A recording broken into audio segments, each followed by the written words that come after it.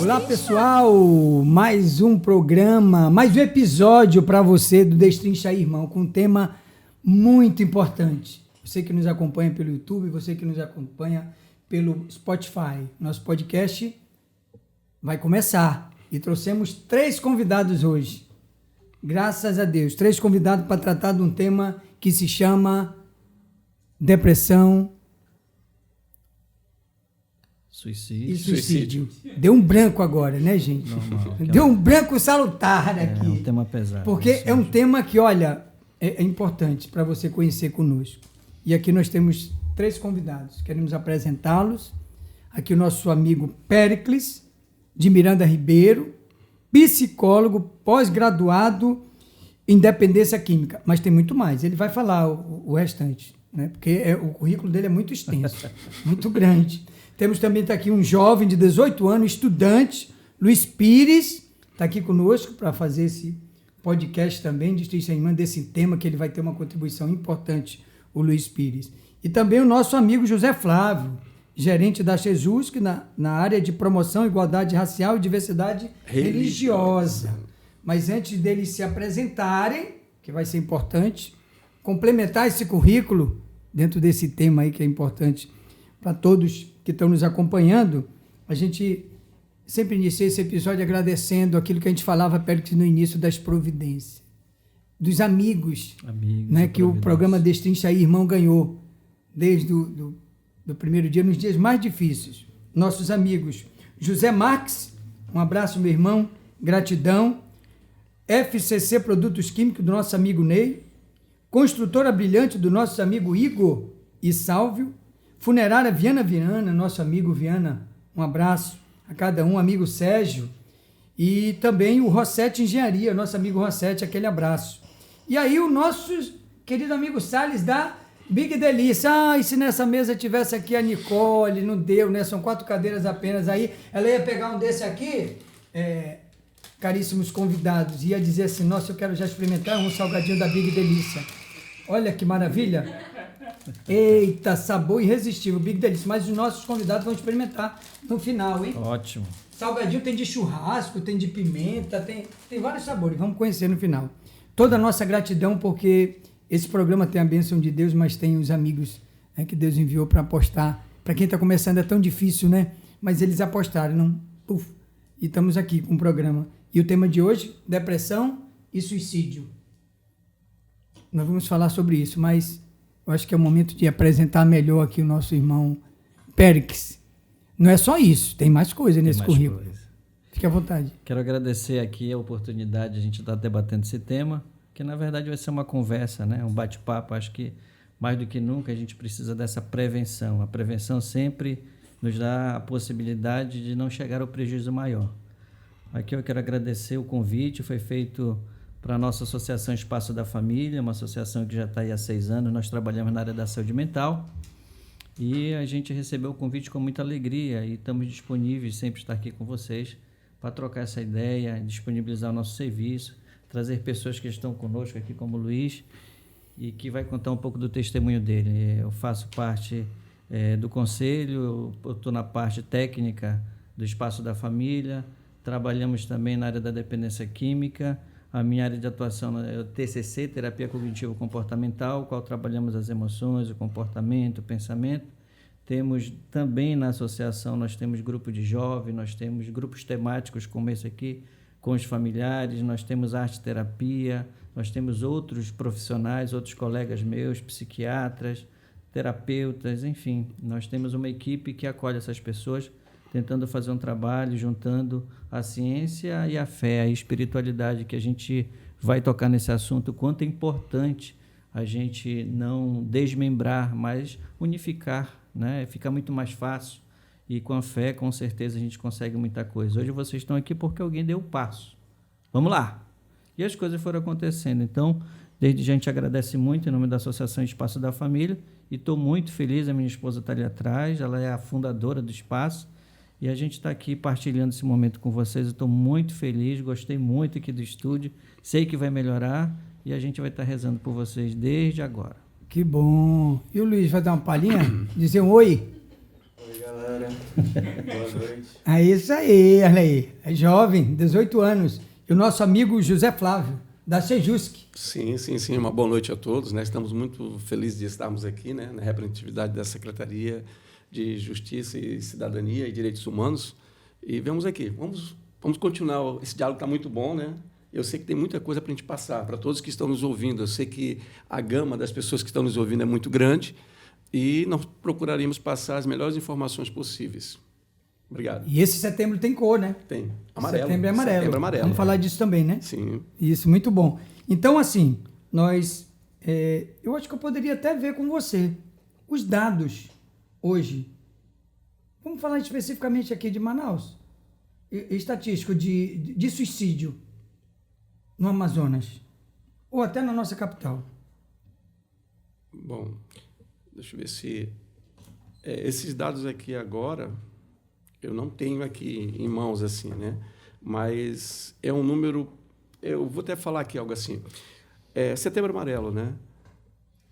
Às vezes, quando nós divulgamos dados, algumas pessoas até incentivam. Então, nós trabalhamos com a prevenção. A prevenção é um número alto de pessoas que praticaram suicídio, é alto, mas com a prevenção a gente vai conseguir chegar ao nosso objetivo principal. Tá bom? Ok, mas assim, eu também tenho aqui uns dados, né, da nossa equipe, pegou do Viva Bem, de São Paulo, de 10 de setembro. Foi compilado pela Insurtec brasileira ASUS, indica assim, um dado. Entre 2014 e 2019, o número de suicídio no Brasil aumentou em 28%. No período, segundo o levantamento, as pessoas que tiraram a própria vida passaram de 9,7 mil a 12,4. Isso já é alarmante. Muito. Aí, de acordo com a empresa, entre jovens de 11 a 20 anos, houve um aumento de casos de 49,6% no período. No entanto, diz aqui a matéria, a maior incidência de morte por suicídio está na faixa etária que vai de 21 a 30 anos. Ponto. Tem muito mais informações aqui. Mas, Péric, antes de mais nada, meu irmão, com esses dados, a gente segura ele aí na nossa mente, que é importante. A gente não gosta de falar muito de número, sim, mas esse número ele tem que fazer uma reflexão na cabeça das pessoas, né? Mas, antes até de ir para suicídio, porque a gente fala de depressão, parece que antecede algo lá na frente. O que é depressão, primeiro? Depressão é um transtorno do humor, né? A primeira coisa que acontece é uma falta de alguma coisa. Quando nós atendemos os pacientes que estão em processos depressivos graves, eles falam exatamente isso. Existe um vazio dentro de mim, o mundo não tem cor, as coisas não têm cheiro, o que é claro é escuro, o que é escuro é claro, é tudo trocado, fica enviesado, a gente diz, a vista fica enviesada. Então, por ser um transtorno no humor, consequentemente a pessoa ela fica muito debilitada, porque começa aos poucos. Depressão não começa de um dia para o outro, tá bom? Amanhecer depressivo, não, isso não existe. A gente chama de gatilhos emocionais, e a maioria das pessoas que tem processos depressivos sempre tem alguém na família. Pai, a mãe, o avô, ou algum processo de dependência química na família. Ela não vem do nada. Então, quando esse processo depressivo começa a aparecer, aí que a gente tem que estar atento, porque você falou aí a partir dos 11, né? A partir dos 11 anos, mas tecnicamente a gente já faz uma avaliação com crianças de 3 anos. De 3 a 6 anos você já pode fazer uma avaliação e tem muito. Consegue identificar? Muito, sim. Porque a criança ela fica mais irritadiça, mais isolada, muito presa à mãe, chora demais, não consegue ficar, não consegue interagir, fica muito agressiva, fica muito introspectiva. Aí acontece o quê? O bullying, que é também uma grande arma para o processo depressivo e tendências ao suicídio.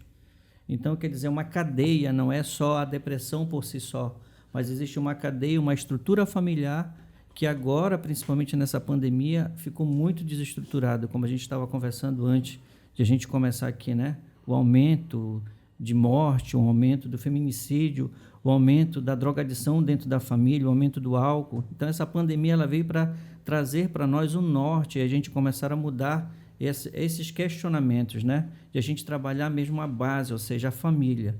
O jovem, a criança é um reflexo de algo que está errado dentro de casa. É fato, né? Como diz Jesus, né? Uma fruta nunca cai longe da árvore, ou seja, né? O fruto sempre está perto daquele. Então, a gente começa a perceber que nós estamos numa estrutura familiar muito fragmentada, muito fragilizada, muito ativista. Só que nós temos essas crianças que um dia vão sofrer. As nossas fábricas estão com problema. E não é à toa. Por isso, esse número exorbitante. E vamos pegar a coisa boa da pandemia, né? Transformar esse número em processos preventivos, como nós estamos fazendo aqui. Esse programa é isso, né? Penso que é isso. Esse debate de... Isso mesmo. Acreditar sempre, desistir jamais. Né? São essas frases de impacto que a gente precisa colocar dentro do nosso coração e da nossa alma. E a gente, dentro de casa, junto com nossos filhos, coloca essas frases na parede, na geladeira, no banheiro, de manhã cedo.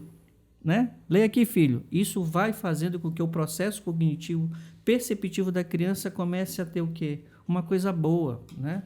E aí a gente precisa fazer essa condição dentro da família, que é a base. Então, a base está muito fragmentada, muito fragilizada. E é importante, você falou também uma coisa aí, que não é por qualquer coisa.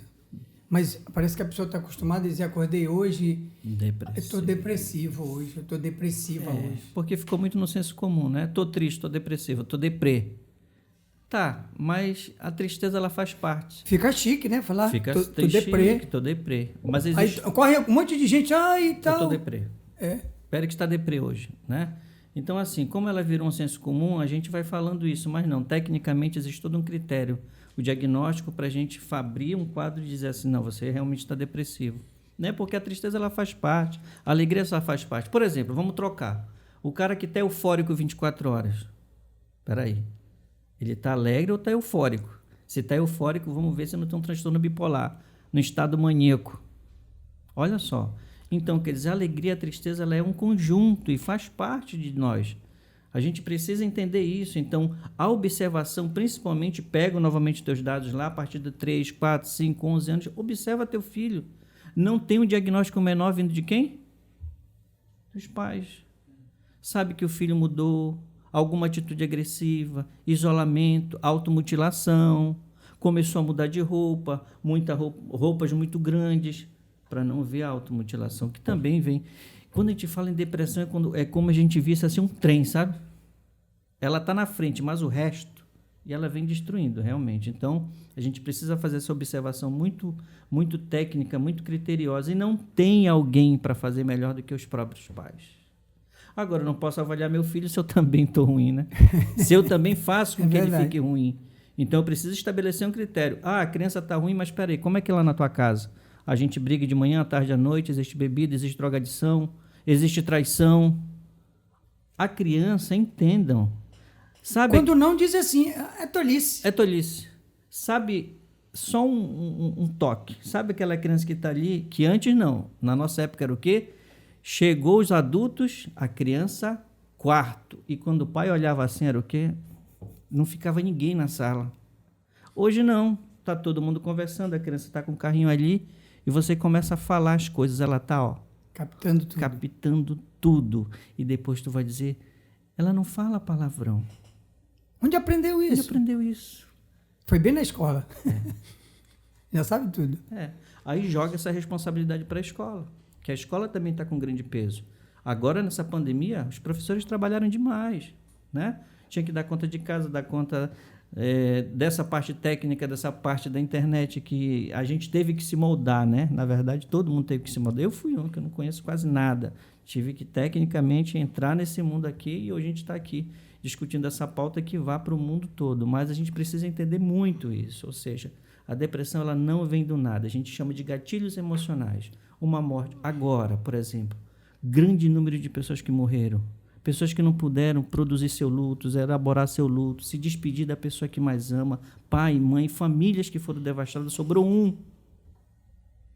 Pai e mãe que morreram juntos, morreu na quarta, outro na quinta. Às vezes no mesmo dia. E a filha internada. Estou dizendo casos que chegam para a gente.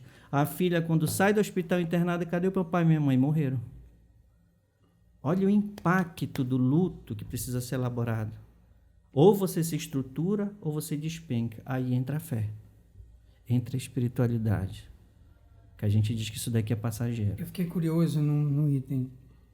Você falou para mim que 3 anos, a 9 anos, A partir e dos as 3 anos. pesquisas, a gente teve até um debate aqui sobre esse negócio de números, né? Sim.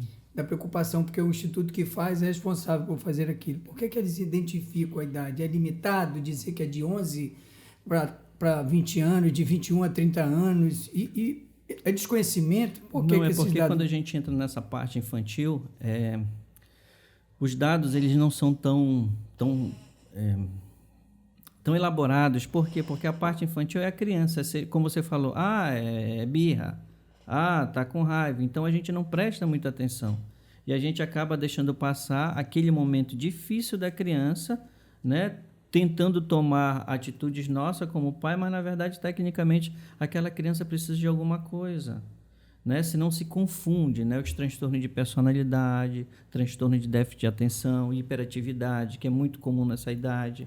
Então a gente precisa destrinchar isso, né? Destrincha aí, meu irmão, né? O que está acontecendo com essa criança? E quem é que aciona? É o professor. Chegou sem tomar banho, a criança está com a falta de higiene, ela está mais introspectiva, começou a furar outro coleguinha, está mais agressiva. E aí vamos cavucando a coisa. De repente tem um abuso ali. Um abuso sexual, um abuso psicológico, que também adoece. Só que a criança ela não pode se defender. O que ela faz? Joga isso através da arma que ela tem. Comportamento. As ações dela. Né? As ações dela. Entende? Então é um outro mundo. O transtorno... o processo depressivo em crianças é um outro mundo. Por isso que até a sala, onde a criança é acolhida, é tudo diferente. O terapeuta não fica em pé, ele vai para o chão. Porque ela não sabe falar, ela não sabe dizer, ela sabe escrever, brincar, ficar com raiva, de repente, diante de um jogo que o terapeuta coloca. Então, a gente vai precisar destrinchar, meu irmão, essa criança, um desenho. E não pense que é de uma hora para outra, não. Você ainda vai ter que conquistá-la. Olha só o processo. Então, as pesquisas elas mostram isso, né? Porque como é outro mundo, né? O mundo dessas crianças que estão começando. Então, se a gente faz essa prevenção lá, você pode ter certeza que nós vamos ter adultos muito mais equilibrados. Vai resolver tudo, Péricles? Não, de forma alguma. Mas a gente vai ter menos problema no futuro. Cuide de suas crianças, que você vai ter um país com mais saúde. Atenção, você que nos acompanha pelo YouTube e você que está nos ouvindo pelo Spotify. Observem, pai e mãe, observem os seus filhos. É muito sério. É importante você buscar conhecimento, buscar um profissional da área, porque, Péricles, uma vez teve uma discussão sobre... Você falou sobre bipolaridade. E parece que viram um monte de médicos sem fazer faculdade. Qualquer sintoma, é bipolar. A pessoa pensou diferente num dia, no outro dia falou diferente, é bipolar. Então já virou médico, já aponta e não vai procurar médico, não vai procurar psicólogo. Então isso aí é muito sério, a pessoa precisa levar um profissional. Um profissional. As mães, esse é o objetivo também do programa, fazer com que os pais busquem isso. Não se prender, inclusive, só na data. Sim, Setembro é para alertar, é para dizer, ei, acorda, né? Precisa acordar. Tem gente morrendo, muitas delas pela depressão. A gente vai falar isso mais na frente, mas, sabe, a gente... ela é confundida com alguma outra doença, a depressão, e aí a pessoa se perde, aí vai no médico, aí não toma esse remédio aqui, aí tá com um tarja preta, aí não procura outro médico, sabe? Tem uma confusão. E aí vai ser outro desdobramento, que nem toda medicação vai fazer efeito que faz em mim. Somos na mesma idade, mas não vai fazer o mesmo efeito. O profissional, ele sabe o que fazer. Exatamente. As decisões corretas para tomar. Então, quando você detecta alguma coisa, procure um profissional. Exatamente. Vá com um psicólogo. Ele vai te dar todas as diretrizes corretas e aí você vai poder tomar uma ação.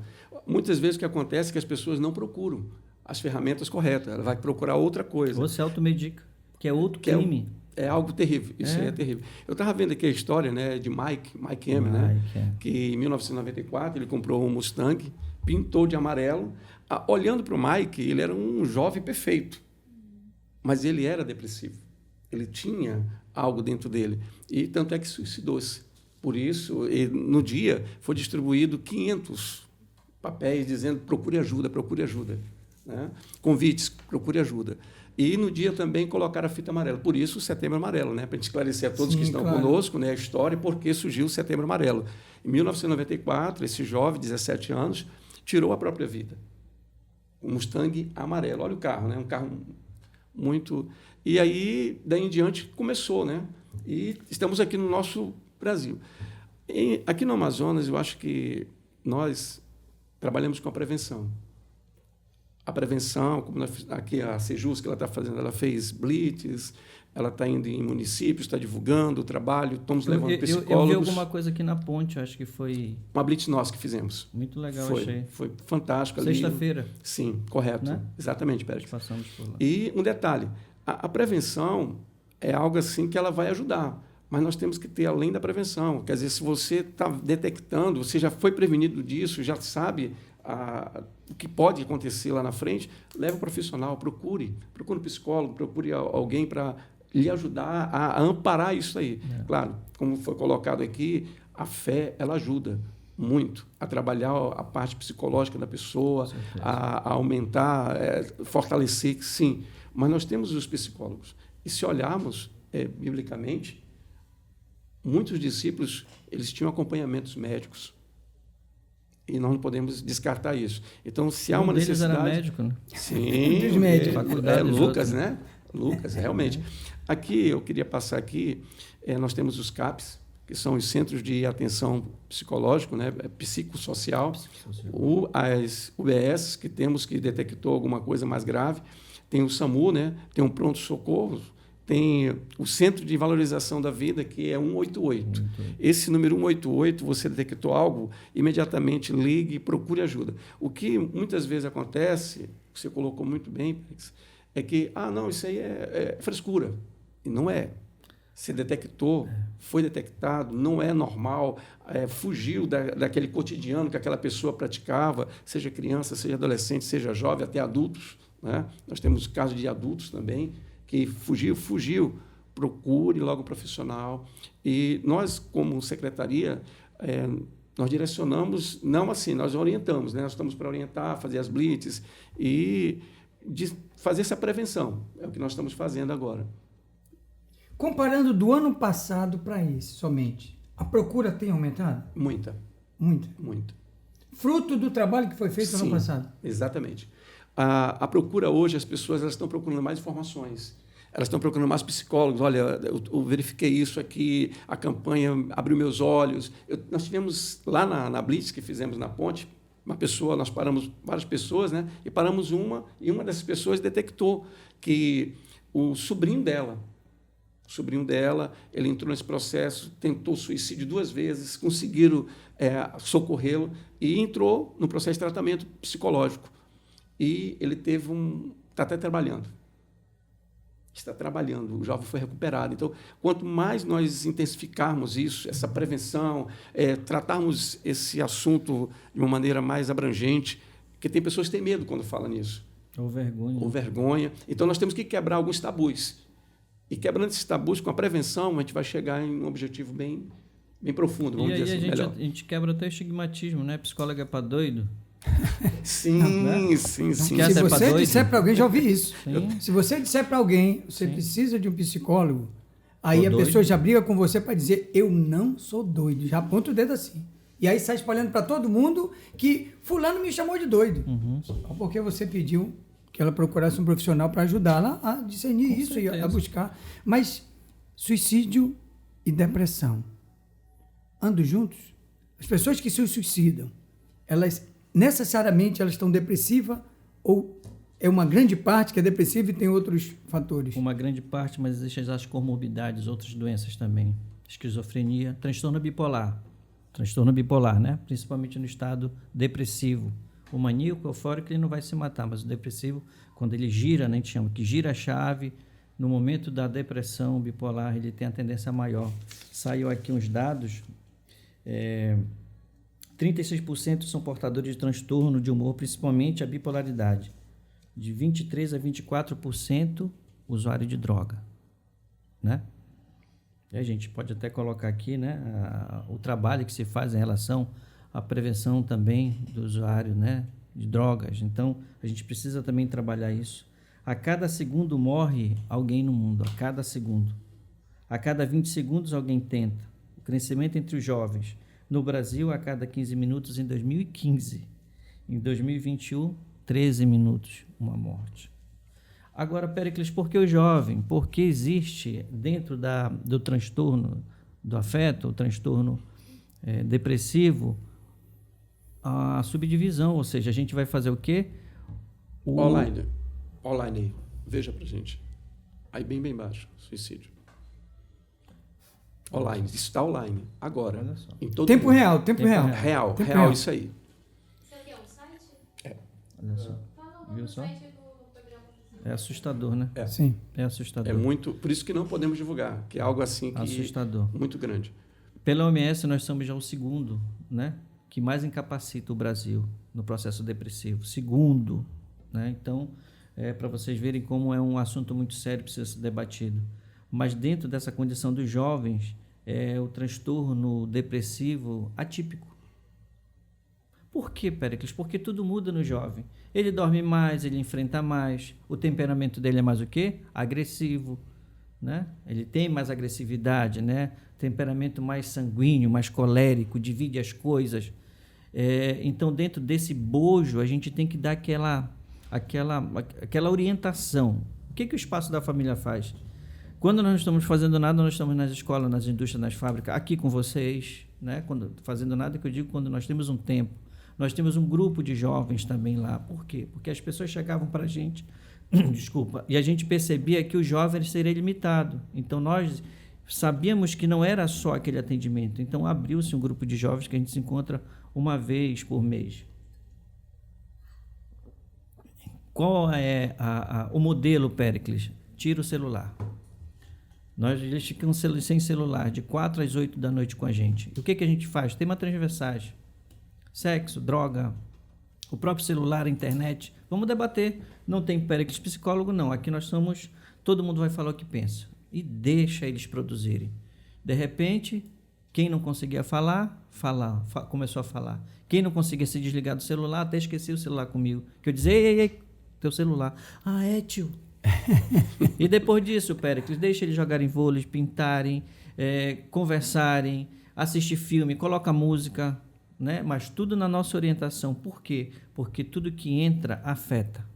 100 bilhões de neurônios, tá tudo assim, ó, tão aflorado. E de repente aquela pessoa que não falava, aquela pessoa que não tinha amigo, tinha 100 mil amigos virtual, começou a ter um, e assim foi criando um vínculo.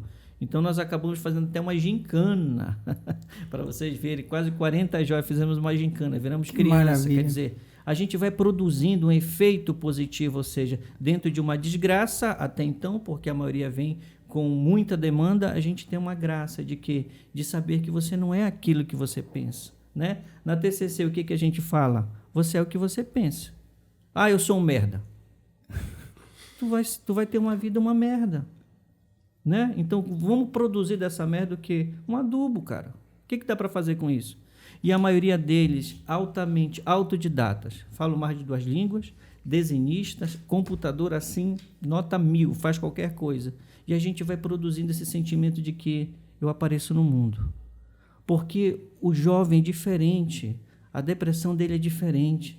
Ah, ele é jovem, mas espera aí, o que mudou? Não dá para mudar 100%. Seu filho era comunicativo, estava junto. Como agora desse garoto, né? Da onde veio o Setembro Amarelo. Ninguém percebeu nada. E, de repente, dá um tiro, né? É o Mike. Encontra ele morto no carro. No carro. E aí vem a culpabilização. Por quê? A cada morte em um suicídio, 6 sofrem. Essa é a estatística. Eu me mato, mas tem 6 atrás que vão sofrer muito. E a mãe dele fala no relato, se eu tivesse chegado alguns minutos, porque ele coloca o horário, né? Sim. Se eu tivesse chegado alguns minutos, olha o sentimento de culpa. Mas se não transforma essa dor em amor, não tinha um Setembro Amarelo. Se não transformassem o seu desejo com os seus colegas, não tinha o Destrincha Irmão. Sim, verdade. É o amor que nos conduz. E aqui eu não estou falando de forma... Sim. Pejorativa não, o amor mesmo, de eu gostar muito do Luiz que está conosco, depois ele vai contar a experiência dele, de você que faz um trabalho maravilhoso, de vocês que dão Transforma essa tudo. oportunidade. Eu queria fazer uma pergunta nisso que você falou. Uma criança lá de 8 anos, 7 anos, já ganha o celular para não perturbar. E se ela se namora com o celular, vou usar essa expressão. A vida dela é o celular. Pai dela, mãe dela. Isso, que tipo de transtorno? Ou leva para depressão, ou leva para alguma outra doença que... Hoje nós já estamos internando pessoas viciadas, né? É um tema que a gente vai tratar, inclusive, de jogos e internet. É um tema que a gente vai tratar. Mas eu queria fazer ligação com a depressão e suicídio. Jogos e internet. Por quê, Péricles? Porque a pessoa passa a se isolar. O isolamento é um combustível. Porque quando eu me isolo de você, eu me abro para o mundo. Mas o que tem aqui nessa tela? Veja os jogos que tem aí de morte e estão ali liberados. Então, se você não faz essa conexão, não tem que tirar tudo, não. Mas dê responsabilidade. Coloque o momento certo. Na hora do almoço, tire o celular. Ninguém vai usar o celular no almoço. Mas eu não tenho como cobrar se eu não faço. Eu sou o primeiro que uso, né? Qual o maior, Péricles, remédio? Eu faço. Eu sou o exemplo. Porque a criança está buscando o quê? Ela está no sistema de modelagem. Por que a gente anda? Por que a gente fala? Porque a gente viu alguém falar. Porque a gente viu alguém andar. Então, se eu vejo meu pai me dando bronca, mas ele não tira da mão dele, o que está certo? Ou tipo aquele, eu corrijo meu filho, não faça isso, filho. Ele vai entender o quê? Eu faço, ele está rindo. Está brincando comigo. Entende? Quer dizer, até a forma facial, até o comportamento na hora de você falar, na hora de você conduzir uma correção, sério. Entende? Quer dizer, são coisas do dia a dia, a gente não aprende isso na faculdade, não. Né? Com certeza, dentro dessa área da dependência química, a gente aprendeu muita coisa fora. A gente aprendeu muita coisa fora. Né? Tecnicamente, a gente aprende, mas no dia a dia é ali que está acontecendo. Ó. Coisas que nos livros, às vezes, nem tem. A gente diz, opa, eu já vi essa situação, vamos correr por aqui. Né? Então, a gente precisa entender exatamente isso, ou seja, esmiuçar o ser humano, destrinchar, meu irmão, o ser humano. Né? A gente começou a fazer ser humano em massa, como se fosse em máquina. Não, peraí. Deixa eu tirar um tempo com meu filho, senta com ele, conversa com ele, brinca com ele, vai para o chão com ele. Deixa o celular secundário em algum momento para ele ver um vídeo, alguma coisa, não tem problema. Mas vocês sabem que essa função, ela vira um vício, dopamina. Por que às vezes a pessoa está ali naquele computador e tu diz, vai estudar? Eu não vou não, que eu não consigo me concentrar. Claro, não é prazer para ele, o prazer está aqui no jogo. Está lá na 10ª não sei o que fase. Mas ele consegue, é super difícil. Tu vai ver lá de cara, como que tu consegue chegar na 10ª fase? É muito fácil, tio. Faz uma coisa de matemática. Difícil. Mas por quê? Porque o prazer está o quê? No jogo. Então, eu vou longe. Isso é verdade. Estão aprendendo? Estão ganhando conhecimento? Depois de ganhar esse conhecimento é para agir. E aí, falando do setembro, não é só setembro a preocupação. É todo dia. Aliás, todo momento. Eu costumo dizer que para te viver o só por hoje, você vive o só por agora. Nós estamos vivendo o momento agora. Final da noite, meia-noite, a gente diz, vivemos o só por hoje, que Deus nos deu o sol para amanhã. Né? Pertinho. Tá bom? Então, é isso que a gente quer falar. Mas vamos também falar agora um pouquinho do setembro. O que vocês já alcançaram até agora? Nós, através da Blitz, através do nosso empenho, nós estamos indo nos municípios também, levando, né, a prevenção, como aqui o nosso slogan. Tem toda a Amazonas, então? Toda a Amazonas. Nós estamos levando, acreditar sempre, desistir jamais. Então, a prevenção, ela traz, como nós falamos agora há pouco, os resultados.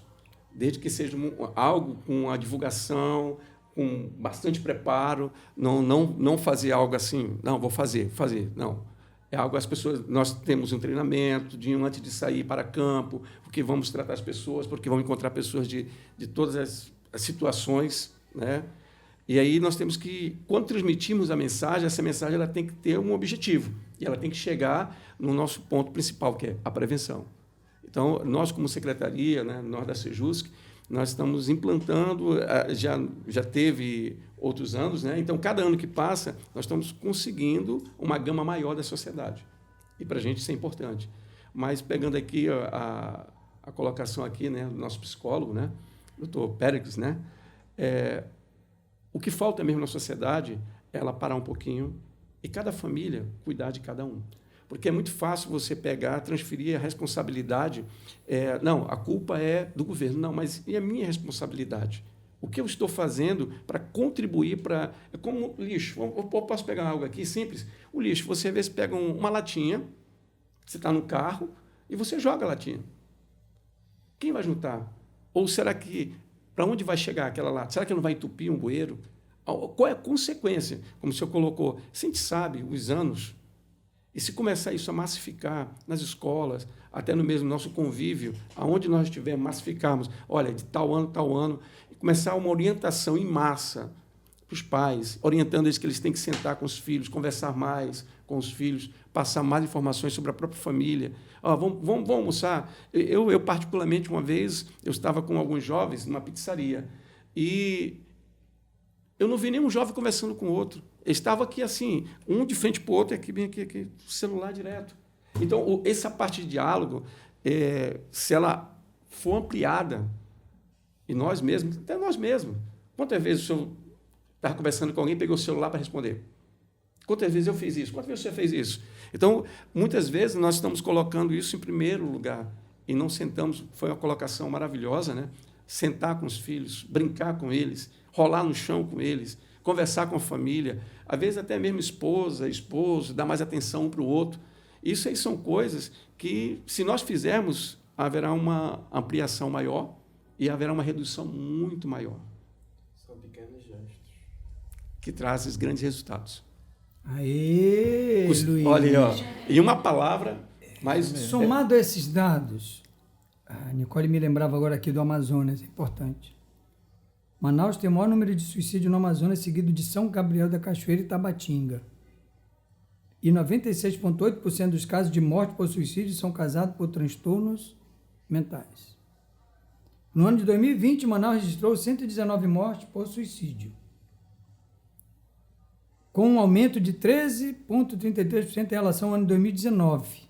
Então, daqui a pouco sai de 2000 relacionado a 2021, onde foram registrados 105 mortes. Já no ano de 2021, entre os meses de janeiro e abril, foram registrados, já puxando aqui, na capital 46 casos. Ao todo, entre os anos de 2019 e 2021, foram registrados na capital 270 suicídios.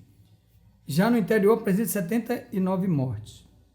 Dados é complicado que a gente registra, né? Porque foi a causa e tudo, mas é uma coisa que me preocupou, que informa muito essa questão de idade e de casos de morte, né? E casos de depressão. Não sei se nós temos essa informação, mas... E a questão socioeconômica? A classe social? Onde é que está? A depressão está em todas as classes sociais? Os suicídios estão em todas as classes sociais? Em todas as classes sociais, né? O suicídio ele não escolhe, né?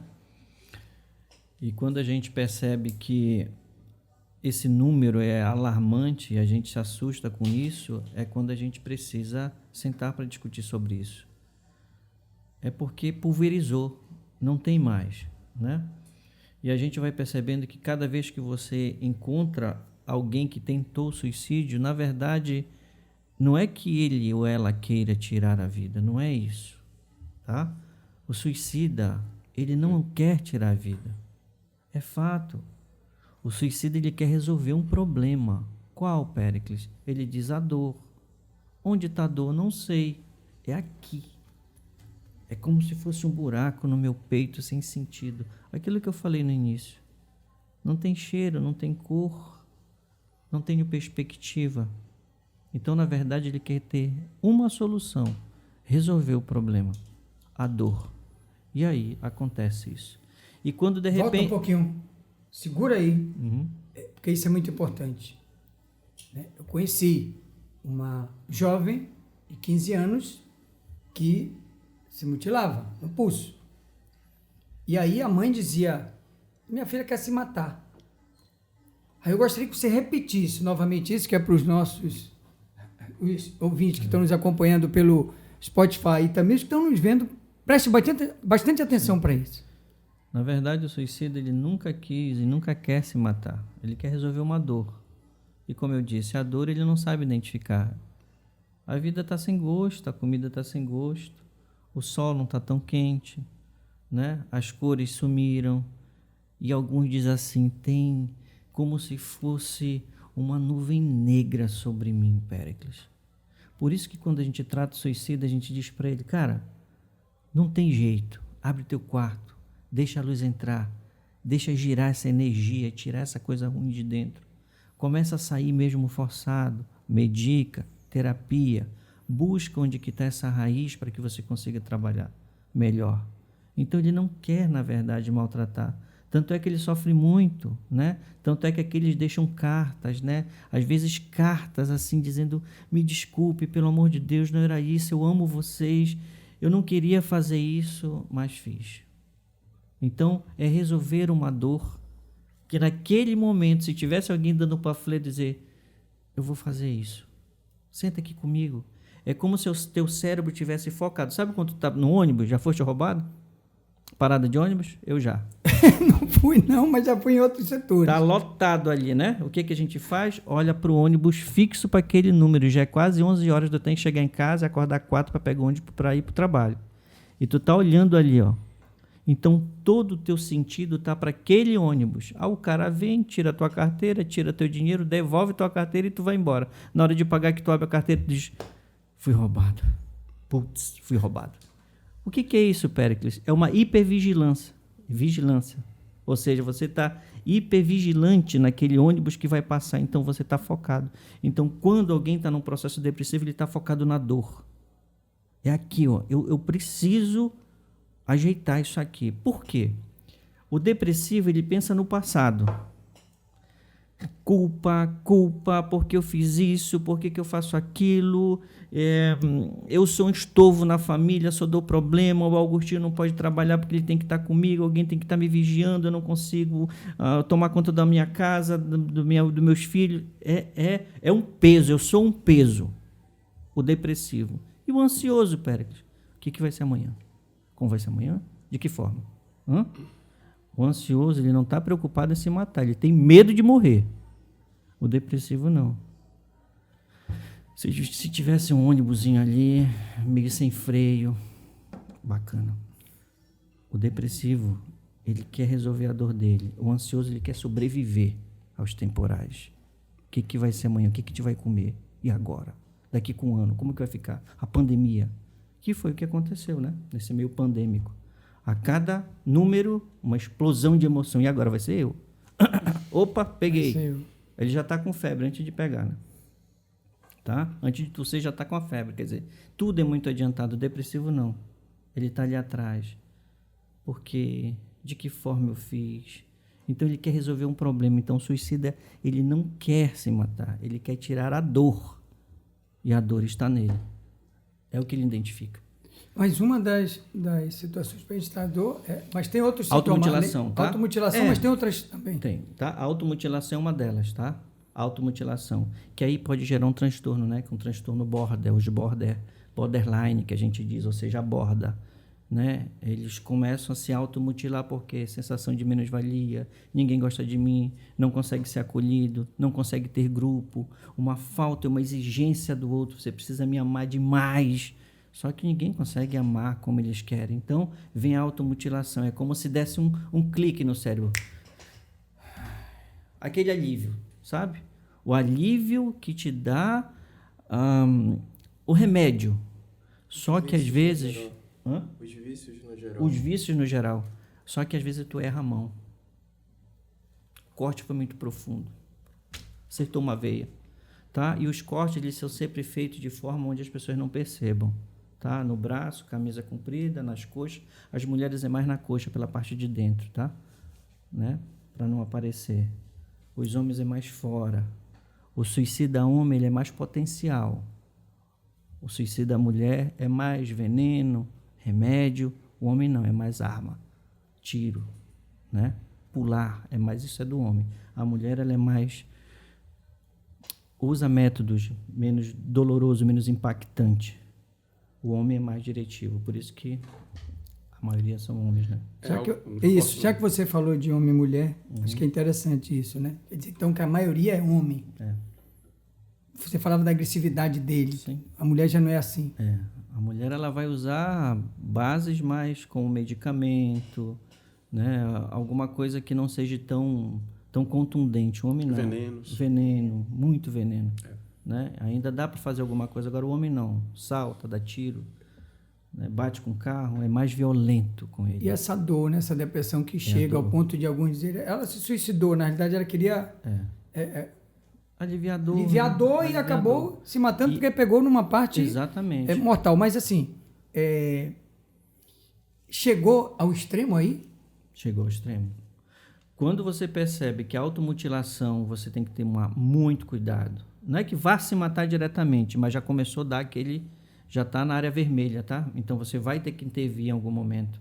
E essa intervenção é feita. E na maioria das vezes tem que ser intervenção medicamentosa e psicoterápica. A medicação vai te equilibrar, vai te colocar para te não ter aquele impulso. E a terapia vai trabalhar aquela base. O que está acontecendo contigo? Por que esses cortes, né? E aí a gente vai girando para tentar desconectar que não precisa se matar para resolver o problema. Mas isso é fácil para mim, né? Fácil para você que nós estamos bem. Mas quem diz que a gente não pode um dia também, né, abrir um quadro depressivo? Né? Nós temos gatilhos emocionais e nós tivemos muito, né, na pandemia. Quantos gatilhos emocionais na pandemia? E ainda tem gente que está com medo, não saiu. Eu tenho paciente que está 2 anos já dentro de casa. 2 anos.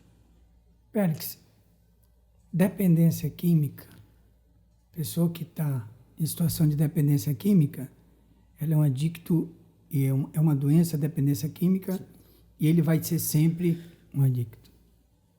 Qualquer momento ele pode cair. Pode cair. A depressão é a mesma coisa? Ou ela se cura e fica curada 100%? Então, tem casos que acontece o episódio uma vez. Mas quando começa a ser recorrente, de uma vez, depois de alguns anos mais um, aí sim, aí abre-se um quadro e você vai ter que sempre estar procurando tratamento, tá? Assim como na dependência química, né? Dependência química, um dependente para o resto da vida. Aí você tem controle também na depressão. Mas qual é o lance de tudo isso que eu acho muito importante? Você conhecer sua doença. Sim. Você precisa dizer, sou depressivo em tratamento, eu sou adicto em recuperação. Viva 24 horas, né? Eu sou um depressivo, uma doença como qualquer uma. Tem gravidade. Por que... isso mesmo. Por que eu tenho que esconder? Não, eu tenho que tratar. E você que ainda não tem filho, trate mesmo, porque daqui a pouco nasce um bebê aí. Vai ser depressivo ou não? Não sei. Né? Mas como é que você vai conduzir isso? Da forma de você se autoconhecer. E aí vem o que o nosso amigo dizia. Psicólogo não é para doido. Se todo mundo tivesse no psicólogo logo cedo, não tem problema nenhum. Beleza. Perfeito, é isso. Então vamos trabalhar isso que está vindo agora. O que tem aí? Prevenção. Legal isso. A juventude está ouvindo e a juventude está vendo. Na escola, você pode entrar, se quiser. Na escola, a pessoa, você disse aí, eu sou depressivo, estou em tratamento. Mas os colegas não conhecem isso e começam a fazer bullying e tal. E por isso piada. E como é que essas pessoas que não sabem que aquela pessoa que está dizendo ali que está em tratamento pode ajudar? E como foi a tua experiência? Luiz Pires. Minha experiência foi bem pesada, assim. Tinha 14 anos na época. Mas como o Périx falou, a depressão não vem do nada.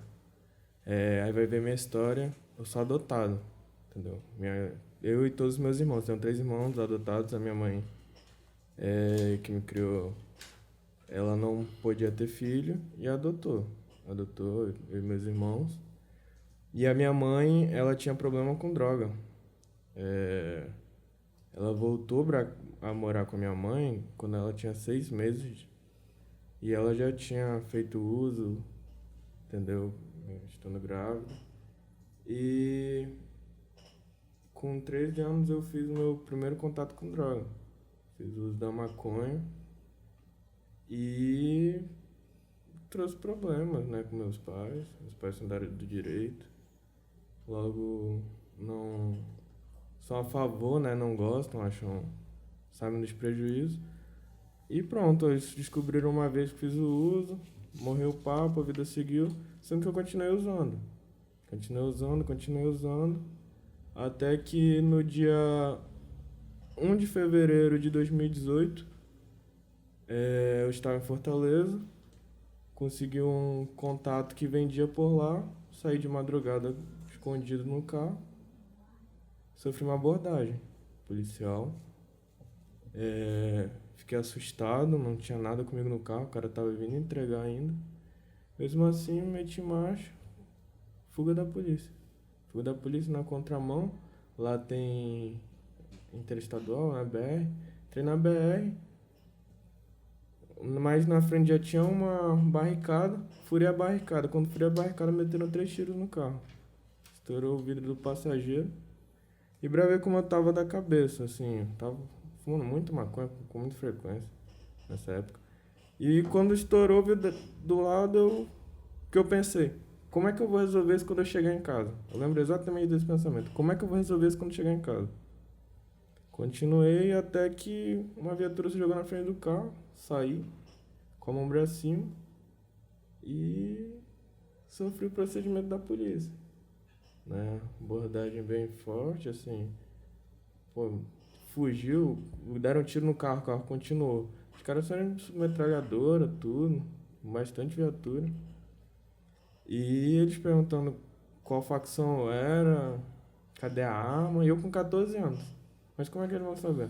Eu com 14 anos. E não tinha nada a ver com o que eu sou hoje, tinha 53 quilos, 56. Eu só cuí. Criado em condomínio. Só o caniço. Criado em condomínio. Só sabia dirigir lá, botei no eixo, cheguei no campo. Sofri tudo isso. E a ficha só caiu quando eu tava no camburão, dentro da viatura. Que os caras fecharam. E aí eu... Pô, tô preso. Aí a ficha caiu. Aí foi quando assim eu comecei a lagrimar. E aí falaram que iam falar com meu pai. Pediram um número. Passei. E aí fiquei esperando eles chegarem. E meu pai disse que nunca esquece dessa cena, dele chegando, né? Depois que eles falaram com meu pai, já me botaram no banco da frente, já me tiraram do camburão, né? E ele chegando na cena, ele fala, pô, cara, que merda, podia ter morrido. Aí eu falei, preferia ter morrido, né? E ele falou que ele nunca vai esquecer isso, entendeu? Ele ficou bastante chateado, assim, ele falou, não fala isso, meu filho me abraçou. Nisso minha mãe já veio pelo lado, abriu a porta da viatura, me encheu de tapa. O que tá fazendo da tua vida? E fui acompanhando até a delegacia, fui fichado, tudo. No outro dia tive a audiência, né? Mas nessa noite eu acho que foi aí que tudo mudou pra mim. Eu era uma pessoa, eu era daqueles alunos bagunceiros, tirava nota baixa na escola, entendeu? Fazia piada. Mas assim, na recuperação eu estudava, passava, entendeu? E a partir daí virei outra pessoa, não consegui mais dormir. Eu fechava o olho, os barulhos do tiro, freio, né, a abordagem ali, tava com alguns hematomas, né? E o peso na consciência, pô, acabei com minha vida, meu pai tirou meu celular, ganhava mesada. Meu pai foi falando no carro, né, voltando pra casa, acabou tudo, cara, acabou com tua vida, tu vai ficar de castigo até teus 30 anos aí, olha o que tu faz. Então, foi assim, bem ruim, eu lembro que foi a primeira vez que eu senti isso, eu acordei e queria que aquilo não tivesse acontecendo, que eu acordei e tinha alguma sensação ruim, eu falei, infelizmente é tudo verdade. Tive audiência, tudo. Isso foi numa quarta-feira, audiência na quinta. Na segunda eu já voltei para Manaus, né? Dava uma sala, fui para aula. Primeiro dia, meu pai pediu para eu não contar para ninguém sobre o ocorrido, nem para minha namorada da época. Então imagina, chegar no colégio assim, ó, era o cara que brincava e tal. Namorada da época já trocou então, né? Já. O Péricles acompanhou todas. É culpado ele dessa... Aí. Aí, tendo que esconder isso, eu imagino um garoto de 14 anos guardando um problema desse tamanho, levando assim nas costas. Simplesmente fui indo, e alguns professores perguntavam o que eu tinha, né? Porque assim, eu sempre estava em pé, sempre era chamado a atenção, e eu comecei a sentar lá atrás, ficava na minha lá, copiando as coisas, o pessoal conversando, eu não conversava, não participava mais. começou a semana de provas. Né? Eu continuei indo pra aula, começou a semana de provas. Lembro que a primeira prova que eu fiz foi de física. Eu era horrível em física, sendo que eu não tinha nada pra fazer, tava sem celular, tava de castigo. Estudei, tirei 9,7. A professora me elogiou bastante. Notão. Aí no outro dia tinha dado algum problema em casa, né? De um dia pro outro, uma discussão com meus pais, eu briguei muito com meus pais nessa época. Como o Péricles falou, agressividade, minha mãe falava alguma coisa, eu já respondia sendo grosso. Minha mãe também, né, das mais meigas, já respondia também. Começava uma discussão enorme, assim. Aí minha irmã mais nova via eu discutindo, xingando minha mãe, entendeu? Sim, trouxe bastante coisa. Meu pai parou de sair com os amigos na época. Então, assim, foi um dia ruim. Eu cheguei para fazer a prova, não sabia nada. Me agoniei. E eu comecei a ler, não entendi nada. Me agoniei. Comecei a sentir uma sensação diferente. Falei que não estava com condições de fazer a prova. Pedi para ir para a enfermaria. No caminho da enfermaria, escuto minha mãe chorando, escuto muita gente falando como se eu tivesse uma feira, sendo que o colégio todo estava fazendo prova. Tava todo mundo em sala, sendo que parecia que estava lotado. No corredor da enfermaria, o corredor fica longo, assim. E eu só chego lá e a enfermeira achava que era nada, porque eu sempre ia lá para gazetar a aula, passar um tempo. E ela falou, cara, o que tá acontecendo? Eu só pedi para ligar para meus pais. Nesse rolou uma vez, rolou mais uma, conversei com meus pais.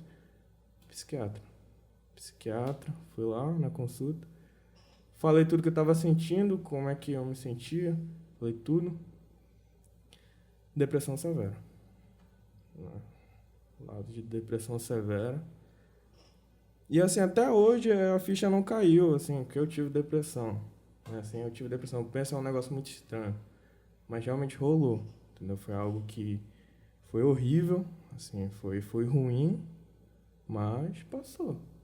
Né? Passou. Mas divide essa questão, Pérez, que ajuda também nessa questão da depressão severa, que ele falou, que sentiu que foi descoberto pelo psiquiatra. A depressão severa é o último grau da depressão, né? Então, nesse momento, é um risco muito grande. Então, a família tem que ficar muito atenta. Medicação.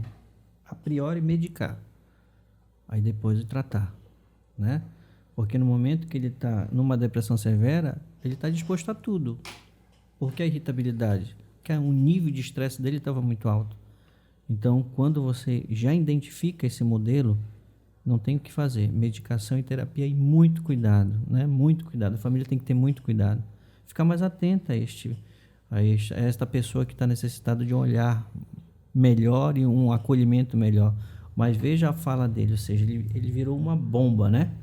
Tudo isso acontecendo, 14 anos, eufórico, um garoto que era isso, que era aquilo, ó, girou.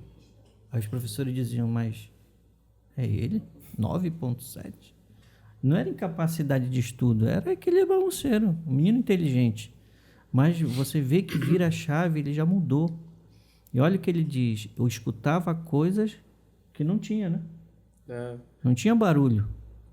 Por quê? Tipo uma feira. Quase psicotizou, né? Depressão severa e um quadro pré-esquizofrênico, que foi a despersonalização. Que é a sensação... Assim, o uso de drogas, né, influenciou na despersonalização, que é a sensação, assim, de se ver fora do corpo, assim.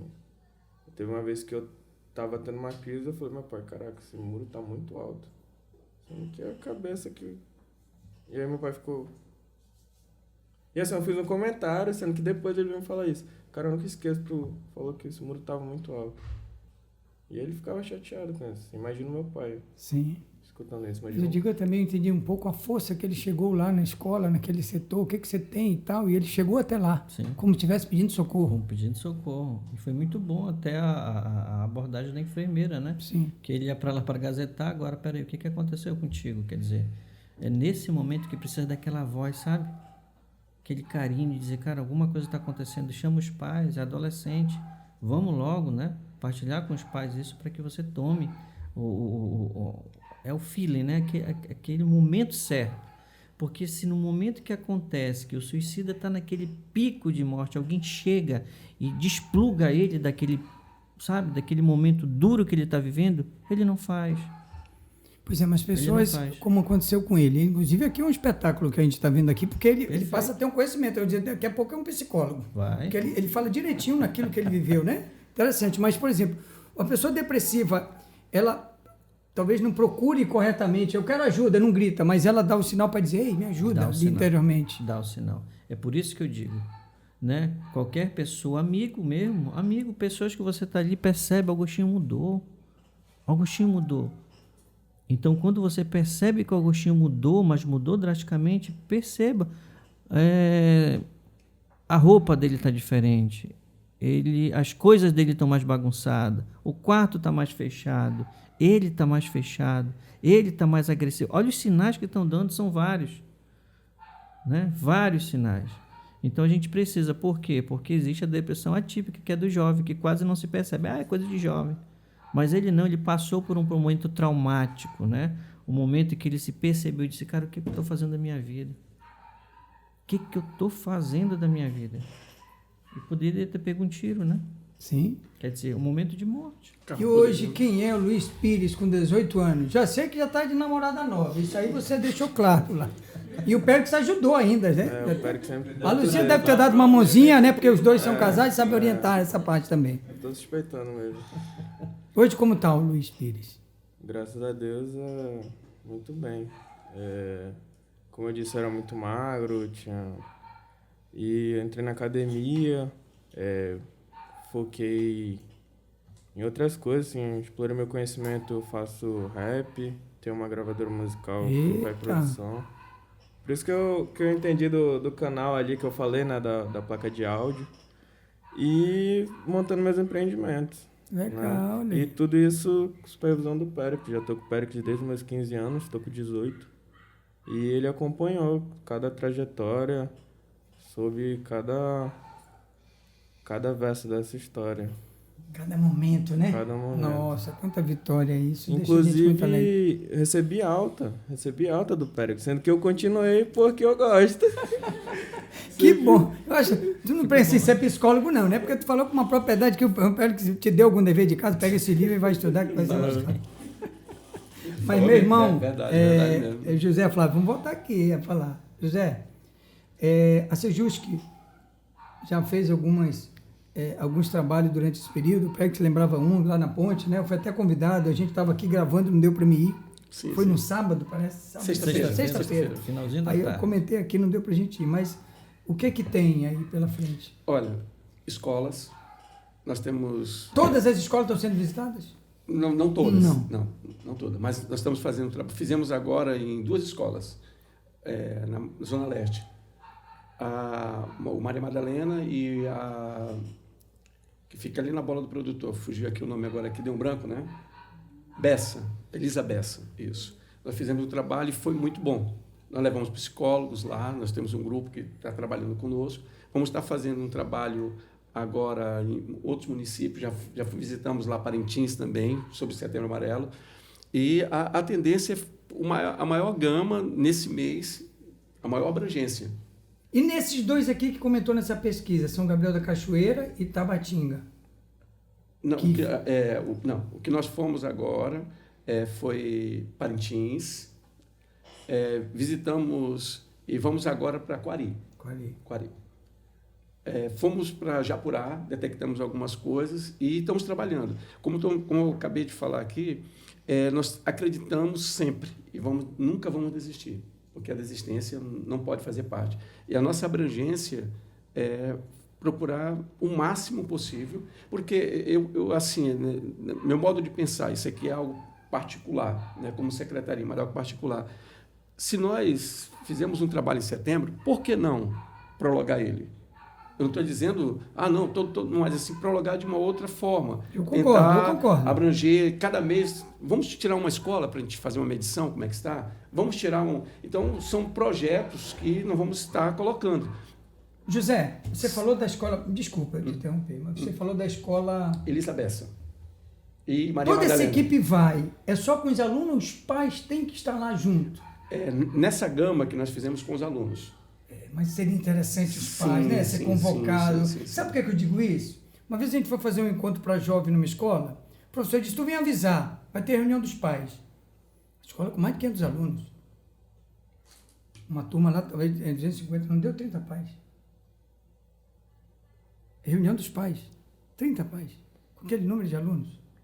E no momento desse, que aí você está falando para o aluno, mas ele sabe, então entrou aqui, talvez saiu aqui para alguns, mas os pais têm que estar inseridos nisso, não, Péricles? Vai fazendo, vai fechando com a nossa conta no início, né? Sobre a família. Sim, a família toda tem que estar. sim. Isso aí é mais um alerta agora. Quando a escola for chamado, teus filhos, faça questão. Meu filho, diga lá que papai e mamãe vai junto. Sim. Eu acho que o governo também devia chamar. Nesse dia vai ter lá o dia que a gente vai falar do Setembro Amarelo na escola tal. Pega um ginásio grande, tem aí o centro de convenção, leva os pais, sabe? Tem um município que a gente vai estar fazendo um trabalho agora, né? Agora no mês de outubro. Não é Setembro Amarelo, mas a gente vai fazer um trabalho. E durante o mês de setembro, tem um porém aí, né? Como o horário que nós fazemos dessa atividade é um horário comercial, muitos pais não têm condição de estar. Compreendeu? Não tem. Não tem como eles estarem lá. Aí nós teremos que abrir algumas exceções e fazer final de semana. Sim, ou à noite, né? Ou à noite, então, tudo bem.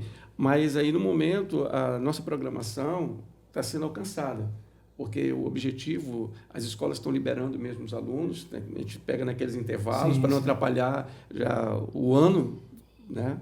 Que nós estamos em 2 anos de pandemia, tivemos muitas perdas e nós não queremos atrapalhar o aluno em si, né? Estamos voltando agora, então nós estamos procurando horários que venham encaixar e que não venham atrapalhar nada. E, ao mesmo tempo, fazendo um trabalho de massificação. Sim. Você falava da depressão, da questão da cura, né? Então, mas a espiritualidade, inclusive em você, ele teve essa experiência com a espiritualidade? Onde é que ela ajuda mais? Qual, sabe? Se for, eu não vou nem falar em porcentagem aqui. Tantos por cento na espiritualidade ajuda, não dá para... Né? Mas a importância dela. Quando você trabalha a fé, a espiritualidade, até a medicação ela muda, tá? Porque você vai procurar uma busca de uma força interior, o qual a gente já tem. A medicação que a gente toma é para ajudar aqueles neurotransmissores que estão preguiçosos, sabe? O corpo tem tudo isso. Por que a gente diz para a pessoa? Deprimiu? Academia, meu amigo, atividade física, meia hora. Mais suave. Exatamente, sabe? Que é para o cérebro começar o quê? A funcionar. A medicação vem o quê? Para dar aquela coceirinha lá no neurotransmissor. Vai lá, dopamina, vamos lá. E daí, por quê? Daqui a pouco tu vai ter o desmame. Vai ter que tirar essa medicação, porque o teu corpo faz isso. Então, a fé, ela vem como uma sustentação, a espiritualidade. Aquilo que eu não vejo, hoje está negro, Péricles. Ok, mas o que a gente pode ver para amanhã? Não sei. Então vamos viver o hoje. E quando você sai do seu quarto, pega suas coisas, vai fazer mesmo sem vontade, vai andar mesmo sem vontade, vai ao psiquiatra mesmo sem vontade, vai ao psicólogo mesmo sem vontade, isso é fé. Eu acredito em algo, eu não sei o que. Sei lá, se for católico, se não for católico. A espiritualidade, de forma geral, busca alguma coisa. E o nosso cérebro ele é conectado a isso, né? Pesquisas, os neurocientistas já buscaram essas respostas, ou seja, hoje já estuda o cérebro, quando um cérebro está dentro de uma espiritualidade. A gente sofre menos, não muda, estamos no mesmo barco, mas a gente começa a ter um equilíbrio melhor. E isso vai funcionar exatamente naquela medicação. Né? Naquela medicação que você toma, agradeça a Deus, agradeça aquela força que está dentro de você e diz, meu Deus, que me ajude, né? Que eu possa tomar essa medicação, que possa me fazer bem. Eu não tenho como ter um processo depressivo severo, como o do Luiz, sem medicar. É um risco. Vai para a espiritualidade. Não. Cada um tem seu caminho. Elas se sustentam. A gente divide. Não. Elas se sustentam. É aqui, ó. Porque não pode sustentar. A gente pode fazer um bom trabalho. Por isso que dentro da associação, do espaço da família, nós trabalhamos a fé e a ciência. Cada um no seu. E elas se ajudam, tem dado certo. Porque a gente busca esse exercício além do psicólogo, além do terapeuta, além do psiquiatra. O Péricles não pode ficar comigo 24 horas. Ele fica comigo 1 hora. Mas ele sabendo para onde buscar, recorrer ajuda, quando o Péricles não puder atender, ele vai dizer eu sei o que fazer. É quando a gente começa, né? Baixa a cabeça, levanta, né? Faz com que o cérebro se conecte com aquilo. As ferramentas ele já sabe. As ferramentas ele já sabe. Então a espiritualidade ela vai me canalizar para me ter esperança naquilo que está desesperançoso. Da desgraça à graça. Eu já estou vendo, eu acho que é uma salinha lá, eu vou até mudar um pouquinho isso daí, o Luiz vai estar numa salinha, aí a triagem vai ser feita por ele, aí passa a triagem, não, agora tu vai com a tia Luísa e vai com o tio Pérez e vai com a doutora Tá. O interessante é uma colocação aí, né? Ele falando sobre essa parte, né? A fé. As ferramentas temos, mas temos que saber usar. E você já ensinou para ele como usar. Perfeito. E a fé é algo interessante, porque a fé é a certeza de coisas que não se vê, mas que se esperam. Então, quando nós colocamos dessa forma, não, eu não estou vendo isso aqui, mas estou esperando que vai acontecer isso na minha vida, psicologicamente. Sim. Eu vou mudar, eu vou ter um A gente objetivo. ganha um propósito. Esse propósito. Essa é a palavra. Então, Propósito. é muito interessante É mesmo. porque, assim, é interessante que esse negócio da fé... Com os 14 anos lá, quando eu tava mal, eu não acreditava em Deus. Assim, não era ateu, né? Assim, mas eu também não levava a sério. E uma frase que eu gosto muito, já falei, o Pérez já escutou, é... O mais engraçado é que eu sempre escutei os ateus. E tudo que eles falavam, o mais louco é que tudo que eles falavam, de alguma forma me levava para Deus. Não adianta. Sempre vai ter algo maior, assim, ou não, Deus, ou seja lá o que a pessoa quiser acreditar. Mas eu acho que é muito bom. Ele me fez lembrar de uma cena que a gente faz pastoral, hoje seria dia, quarta-feira, gente na rua, não sei se a Nicole e a Flávia estavam, aí a gente fazendo um momento de oração antes de servir o lanche lá para eles, aí eu dizia, nossa, Deus nos ama exageradamente. Ele nos ama tudo. Aí terminou. Inclusive, todos aqueles que estavam ali naquela situação. Aí ele pegou e disse, rapaz, eu sou do tráfico. Mas eu gostei aí do que eu ouvi. Eu nunca tinha ouvido falar que Deus era exagerado no amor. Deus é doidão. Tá ligado?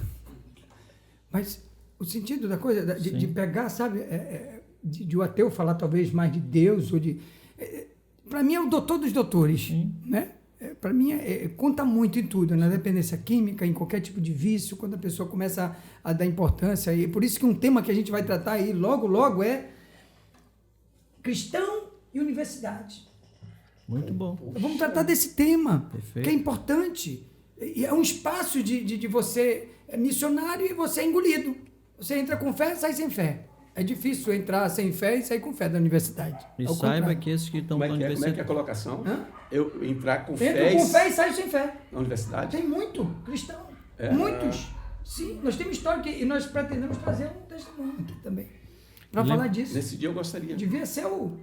E lembrando que este povo que entra vai ser o nosso médico, o nosso psiquiatra, o nosso presidente, o nosso governador, o nosso prefeito. Sim, falou bem demais, Péricles. Entendeu? Gostei. A gente precisa entender isso, tá? Imagina, explodiu uma pandemia. Todo mundo se infectou, presidente, príncipe, o cachorro. E aí? Se a gente não tiver acreditar naquilo que eu não vejo e que a gente vai passar por isso, a gente se perde. Por isso que os transtornos de ansiedade subiram exorbitante nessa pandemia. Ansiedade é diferente de depressão, né? Transtorno ansiogênico, um TAG é um transtorno ansiogênico, não é um quadro depressivo, certo. Mas eu posso girar isso para um quadro depressivo. Por isso que quando a gente fala em espiritualidade, a gente fala como um todo, ou seja, pessoas que não vão em algum lugar, mas são extremamente bondosos.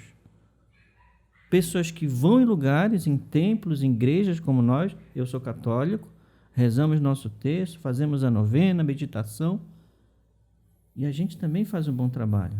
E tudo isso precisa fazer efeito na nossa vida. E precisa fazer efeito na nossa vida. Senão porque não adianta quando rezar. uma pessoa, porque imagina se você vai para o meio de um povo desse, que você foi lá e não fala essa frase. Essa frase veio de onde? Aí vai fazer o que Jesus diz. Não foi você, Agostinho, foi o Espírito Santo que te iluminou. Porque você tocou o coração de alguém numa frase de efeito, mas um efeito de Deus. E se nós formos pegar dentro da Bíblia, é cheio de estratégias psicológicas. Né? A gente estava lendo sobre São José, paciente, prudente, espiritualizado, né? Diante daquela turbulência que esse ano para a Igreja Católica é ano de São José. né? Dentro daquela turbulência, conseguiu se manter equilibrado, passou pelas dores, passou pelo sacrifício. Jesus, o rosto de Deus. Jesus, o rosto de São José. Ele, o rosto do Pai, porque ele disse o quê? Eu sou o quê? Adotivo. Fui adotado. Sim. Mas quem olha para ele, para os pais, diz, nossa, parece demais com o pai. Tem uma família amor boa. Puro aí, amor puro. Amor puro. Meus amigos não acreditam não quando eu falo que sou adotivo. Tão parecido que fica. Eu já ia dizer, você falava isso, ele lembrou agora, nossa, amor puro, né? Os pais com você, quanto teus irmãos. Gente do céu, é uma identidade, uma aparência, né? Que vai se criando. E aí, Péricles, a graça para o Luiz foi à toa? Não. Por quê? Olha o que ele disse. Nós somos quanto adotados? 3. Pai, coração bom. Mãe, coração bom. Queria ter filhos. O processo dele e da cura está no amor. O pai disse, acabou, né, bicho? 30 anos comigo. A mãe deu uns tabefe. Deixou de amar? Não. É o processo do amor, onde eu tenho que fazer, cingir, dor. O que é decisão? Decisão. D é corte. Corte fora, cingir, corte. E se você pega o processo terapêutico dos 12, vê se tem alguém ajustado nos 12 discípulos.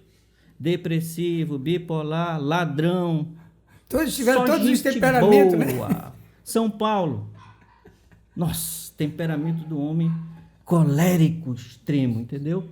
Mas quando eles transformam isso numa espiritualidade, numa fé em quem eles acreditam, tudo se transforma. E fizeram aí a nossa história. Ou seja, o que salvou ele foi a vontade de ele sair desse mundo da dependência, a ajuda da família, porque conheço, a família estava desde o começo, estão conosco, e o processo da cura, da libertação. Ou seja, estou mais equilibrado, estou organizando minha vida, estou fazendo meus trabalhos, gosta de música, é um bom produtor, viu?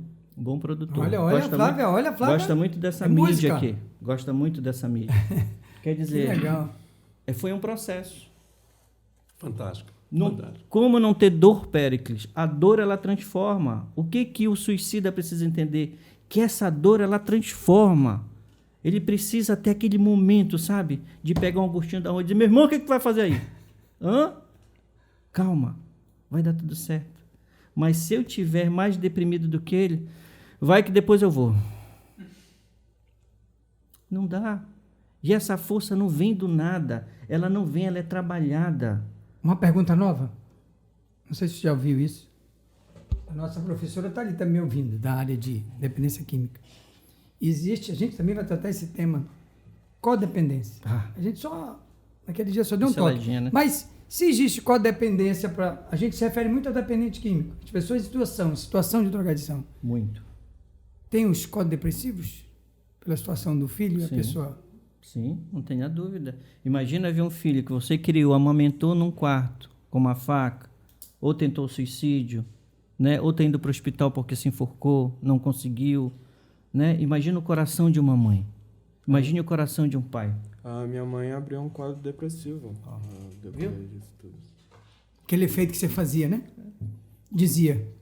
Minha mãe foi a que mais, assim, ficou tocada, né, com a situação. Meu pai é o que mais convivia comigo, mas a minha mãe era a que mais preocupava, porque a minha mãe não tem delicadeza.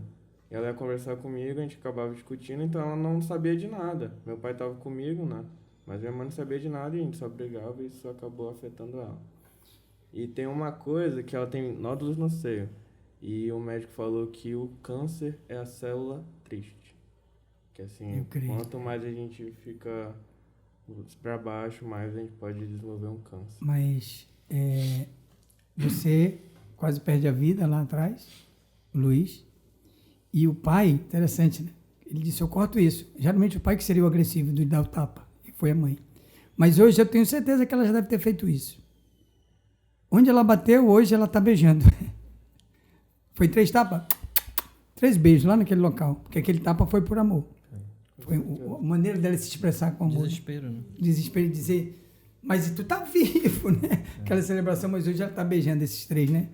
Agora é hora de você beijar lá onde está esse carocinho. E pedir a sei que você tem conhecido assim, para que cure ela. Eu tenho certeza que ele vai realizar. essa graça. Mas que tema, gente do céu. Que tema, equipe, hein? Dá para fazer uns 3? Episódio 1, 2, 3? Tem muita coisa pela frente, né? Mas é um tema que ele podia estar sendo tocado sempre, né? Sim. Lembrando, a pessoa tem memória Concordo. curta. Tem memória curta. Se você entregar lá, documento que eu já vi de vocês, não sei se tem aqui, que eu trouxe um. Se vocês entregarem 100 mil, talvez umas 50, 100 pessoas vão ler do início ao fim. Infelizmente. Na Blitz a gente estava lendo junto com eles. E estava contando até a história, né? Esse profeta que você tem, sobre o Mike M. A gente lia para eles, olha, a história, que assim, aquela coisa rápida, né? Prática, objetiva. E se ele estivesse aqui para dar testemunho? Mas não pode mais, né? Mas está aqui o Luiz para dar um testemunho. Sim, fantástico, viu, Luiz? Seu testemunho. Obrigado. Que bom, que maravilha. Estamos chegando no finalzinho já, né? Já estamos se despedindo, mas aí, antes de se despedir, Já? eu gostaria que você falasse um pouco mais do espaço da família. Que é o espaço da família, até porque vai estar lá também vocês vão deixar o e-mail, né? Vai sair ali. Perfeito. Bonitinho. O Espaço da Família nasceu desse projeto. A gente já caminhou muito, estivemos em vários lugares, mas sempre a gente prezou por essa espiritualidade, por esta fé. Então a gente percebeu que em vários lugares eu tinha muita técnica, faltava fé. Em outras, muita fé, faltava técnica. Eu digo, né, minha esposa, por que não montar algo que una os dois, cada um na sua perspectiva? E nasceu o Espaço da Família. Hoje nós estamos há 6 anos no Parque da Laranjeira. Nós trabalhamos de segunda a sexta-feira, né, no tratamento clínico. Minha esposa é enfermeira, também está fazendo psicologia. Se Deus quiser, daqui a algum tempo também ser mais uma psicóloga com a gente. Nós temos um grupo que nos ajuda. Fora eles, nós temos o grupo na saúde mental, que é psiquiatra e psicólogo, mas nós temos também o neuro, né, que nos acompanha, o fisioterapeuta, tínhamos uma massagista, não deu agora por conta da pandemia, deu uma paradinha. Nós temos arte terapia, nós temos o grupo de jovens, pediatria, nós temos pediatria, então tudo isso a gente trabalha na comunidade. Nós temos projeto social que trabalha também na parte do esporte, nós temos o jiu-jitsu que está conosco com o Rainer, que tem um projeto, está no espaço com a gente.